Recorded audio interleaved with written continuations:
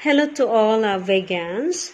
Hey guys, today I want to show you on how to make this vegan meat recipe. And I am going to transform this mushroom into yummy vegan meat. So keep watching guys, and don't forget to subscribe my channel Kitchen Secrets Recipe so that you will be updated to all my videos. Thank you for watching guys, and I'm going to download my full recipe on my next videos. Thank you for watching.